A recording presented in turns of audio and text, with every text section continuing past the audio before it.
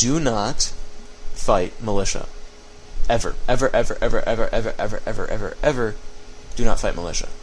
Don't. Which goes back to the point I said earlier, kill time. If you're at the point where he's got militia, kill time. Either run back, dance around, harass with the hero, make those militia time out, or you will be sorely disappointed with how that battle's going to go. It's going to suck, pretty much. So, pretty much what's going on here, he brings the peons in, he's like, okay, but there's militia again, so he's pulling back. Really? You might not think it makes a big difference? It does. Especially when you've got something like, raiders, where they take bonus damage, or hero, where you usually take reduced damage for most things. It adds up pretty quick. So, he's in here, he's like, okay, gotta go for the casters. So the speed scroll, the ensnare, the hex, you have to go for targets of opportunity. You have to. You can't sit there fighting footmen that are getting healed by priests. You will lose if that happens. You have to be careful. And so, you see, disenchants, getting rid of slow, whenever it's, most prevalent, he's going to have to morph that so it doesn't die. And, ooh, 3 HP, nice dodge. You like that sound effect, don't you? Yes, you do. Okay. Ensnare going off, probably a bad choice, shouldn't have gone for the hero. I think it might have been a misclick, but you notice he's going with Hex, and Ensnare going after as many casters as possible. You notice he's microing back whatever units he can, that walker with 5 HP. There we go, focusing down again on another Sork, doing quite a bit of damage there. Accidentally unfocuses it, but he's going to get that back in a second, don't worry.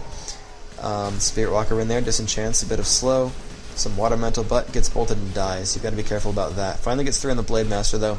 More Sorks dead. You'll notice, though, that his army is now 2 priests and some peasants and footmen.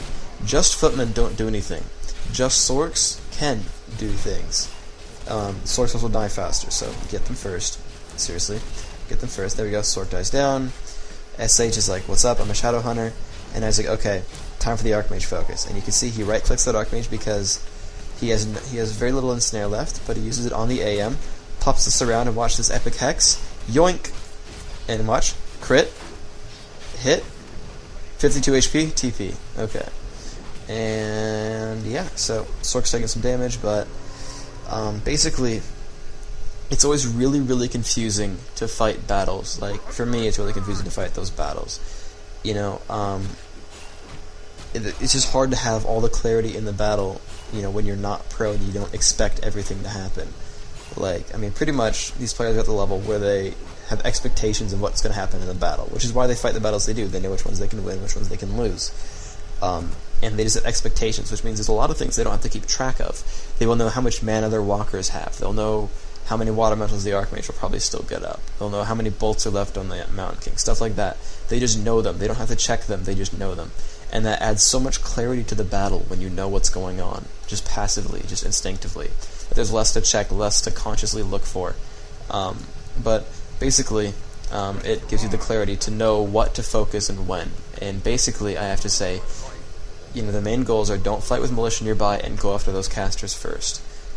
This strategy is very hero-centric. Your main DPS is going to be your Blade Master.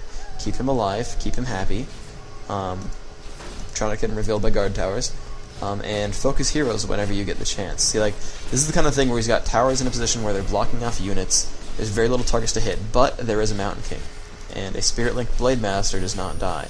So, that Mountain King gets a heal pot, nice, but he's still getting focused. But yeah, his position's kind of terrible. His raiders are kind of stuck. But these small battles are so much better for Orc than big ones because of the Blade Master. So he gets rid of the MK, which is a big deal. It was in front. Anytime the hero's in front, just go for it. And now he's going after casters. And now he's like, an Archmage without a TP? Bingo, gold mine. Ensnare again, a little bit of a surround. Basically, anytime you're getting towered, that means 2 things. It means he obviously spent the money on the towers, and it's, the initial ivory towers. It also means he's spending the money upgrading, which means he is not going to have reinforcements come. His reinforcements, however, are going to be guard towers, which means he won't have any more new units coming, but it means you have 60 seconds to win the battle, because if he has an army plus towers versus an army, you're going to lose. If you have an army versus just towers, you'll win. And he could have, instead of just focused the towers, they have 300 hit points, they're not that hard to kill, Spirit Walkers do bonus damage, Blade Master does a lot of damage, stuff like that. But basically, you'll notice what sort of happened in this game is Gravity tried as best he could to keep the battle as small as possible. You sort of want to fight constantly, But you have to make sure you fight smart battles, because if you fight just constant small battles without Dispel, you're going to die to slow. If you fight constant good battles, you're going to wreck everything with Ensnare. I mean, basically, Ensnare and Slow are equivalent spells. They allow you to focus the hell out of any target you want. The difference between Slow and Ensnare is that you can actually run away if you're slowed. At least a little bit. Then again, you've got Stormbolt, so that works out in the end. But, you know, still, Ensnare is amazing, and you want to make sure you just sort of... I mean, basically, what I would really, suggest to you to learn this matchup better is, go watch replays of Grubby or Focus or Fly or whatever, and figure out what battles they fight, Like, make a little table or something in Excel or whatever you want to do, and figure out, okay, he fights with just the Blade Master at Tier 1. Okay, check. Once Tier 2 hits, he does not fight until he has Dispel. And make those conscious, thoughts. Does he have Dispel yet when he's fighting this? Does he have Ensnare yet when he's fighting this? Does he not? Then is he running away? And you figure out these things so that you don't fight dumb battles, because a lot of them are more specific than you might think. Nice little creep still there. Going for the Mass Harass. And he's going to Stormbolt it and not get it. Watch. Bolt? Thanks. Yeah, I watched this game live. I was at BlizzCon, where I played StarCraft 2. Ooh. Yeah, I played StarCraft 2. Owned. No re. So now what you'll see, you notice that point I was talking about earlier about how you do not want to creep at Tier 2 if you're going to get pushed. It's okay to creep if you have a Shadow Hunter that'll heal your army after creeping. And secondly, if you have a Blade Master that's like, oh, I know where your army is, I know I'm not going to get pushed yet, then it's okay. Then you can handle it. But until then, if you have level 1 Windwalk only, if your army's really small and you can't creep anything decent, just be cautious. I mean, there's such a thing as being too cautious, and you can, ruin your games that way. But sometimes you really just need to be careful. Wow, epic double bash right there. Mass Ensnare. Good game. Your army is stuck. Chain heal. Sork's dying. Good game. No rematch. PP, GG, triple N. Never mind, I'm not going to tell you what that acronym means. Alright, so, chain heal going off. Pretty much this battle's over. It's just, it's again, you focus the casters. You realize it's a battle you can win, and you go for the casters. So he ignores the Spellbreakers, he ignores the Mountain King, he goes for the Archmage. GG. 50-minute game. Yeah, basically, again, do not fight Militia. Attack the targets of opportunity. Wow, that was a nice little blunder right there. Basically, the entire Orc army is melee except for Spirit Walkers. And if your Spirit Walkers are hitting things other than Breakers, aka, the Sorks, they're going to be in range of the Breakers and the Water Mantles and everything else, which means they're going to die. You want to fight as many small-ish battles as possible, where you have as much emphasis from the Blade Master as you can.